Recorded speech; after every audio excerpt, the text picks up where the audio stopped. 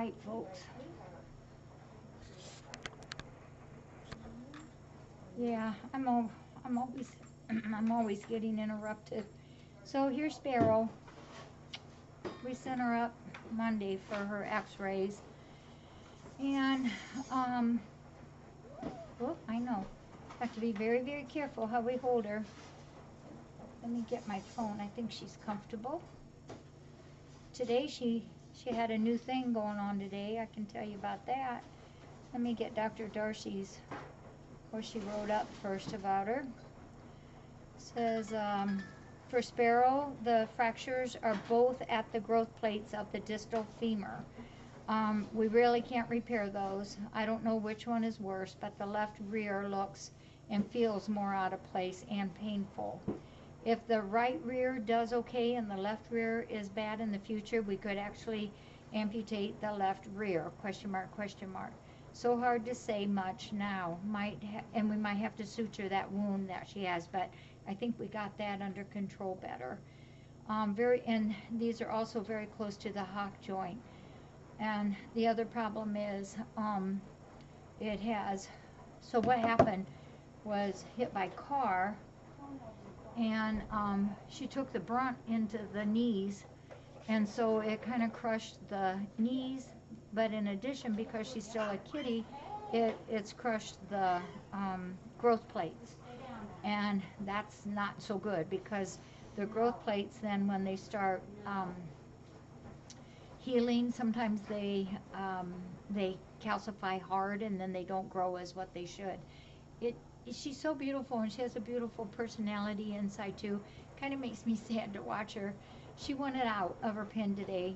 We've been taking her out and holding her, but today she asked to get out of her condo. She definitely was telling us she was wanting out. So we put her down on the floor, and she found her spot that she likes. And then I went in a little bit later, and she walked over to me, but it just about kind of breaks my heart to watch her walk. Her knees just are very little togetherness, so her legs are extremely wobbly. Just is kind of sad, and I know it hurts. So we have her on pain meds. The problem is the one pill that we use a lot here for 24-hour soreness / anti-inflammatory med.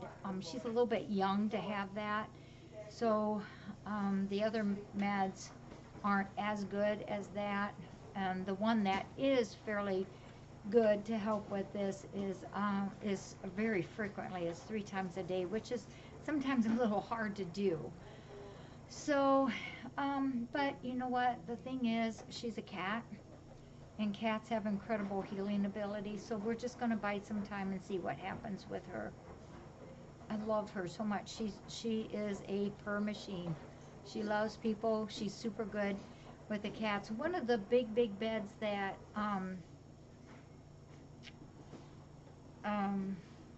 we had gotten, I think it was last year, is on the floor, and she gets in that, and if you toss her a toy, she'll play forever with that one toy, and it doesn't bother her. We've discovered a way to hold her.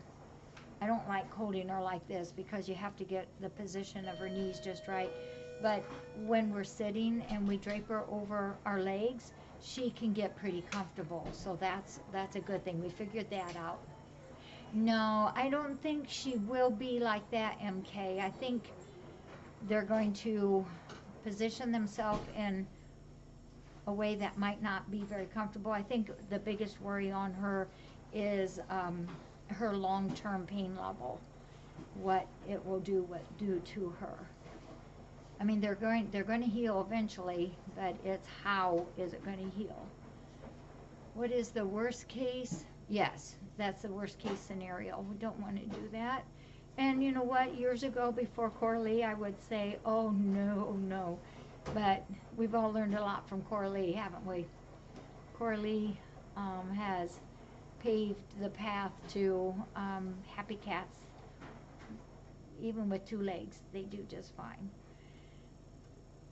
Darn old cars, though, anyhow, isn't it? Darn cars. Yeah. well loved. And she's just very content. No, they didn't want to do that. They didn't want to do that. Um, if we put them in positions in that because like a fracture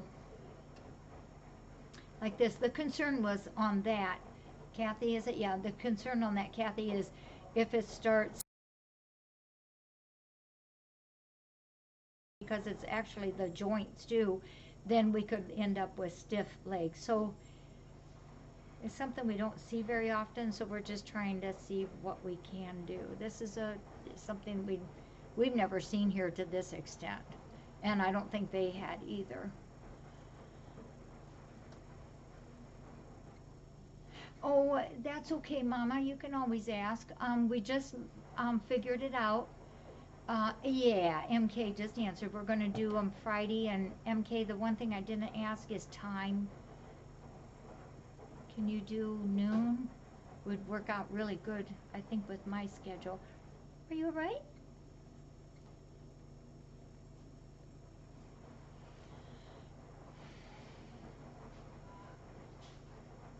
Thank you. Thank you, Kathy. All right. You ready to go? I think we better put you down back there where you can have that big bed. Okay? She's just super sweet. Noon would be awesome. Okay, so boxes Friday at noon. MK, is there a way you can reach Dawnstar and let him know too so he could put a banner up? Yeah. You're all very welcome.